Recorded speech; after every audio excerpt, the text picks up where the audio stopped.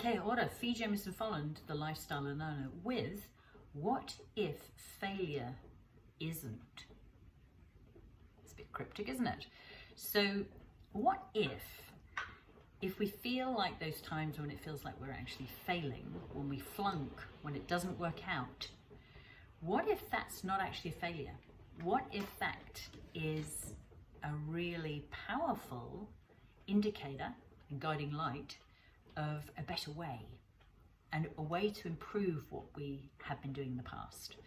So it's interesting. The only way, my definition, I'm curious to hear yours, of failure is quitting. That's the only way to fail, is to completely can out of it and give up. So I've had plenty of examples in my life of times when I really have absolutely felt like throwing in the towel. And in fact, sometimes I have, but then I picked it back up again. So it's a bit like the 3-second rule doesn't count, or 3-minute or 3-hour rule, or even 3-day rule when it comes to this, because one of my fabulous mentors talks about failure being fertilizer, the wonderful Dr. Dennis Waitley. And it's so true.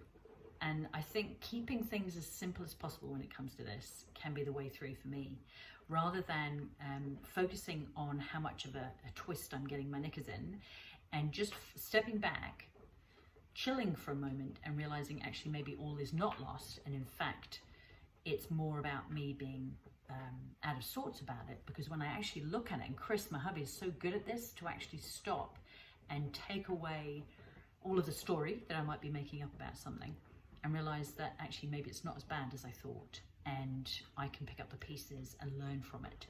So an example of that, let's think, might be, think of a really good one. It might be that, actually, I had so much experience of this, learning to play the classical guitar, and even being in concerts or in exams and mucking up. And then I'd never actually completely flunked out, but it was embarrassing, and managed to pick actually I can remember in one guitar exam, I think it was my grade 8 even, I played a piece. And in fact, part of what you need to do in that exam from memory is you need to play a piece of music you've never seen before. And I completely made a total pig's ear of it. I doozied it. And then I said, actually, do you mind if I play that again? And the examiner kind of smiled as well and let me do that. And I actually passed. I passed really well. And so that would be an example of all is not lost. So I'd love to hear from you about maybe an example or what your take is on that. Until I see you on this week's Alive with Fee, ciao for now.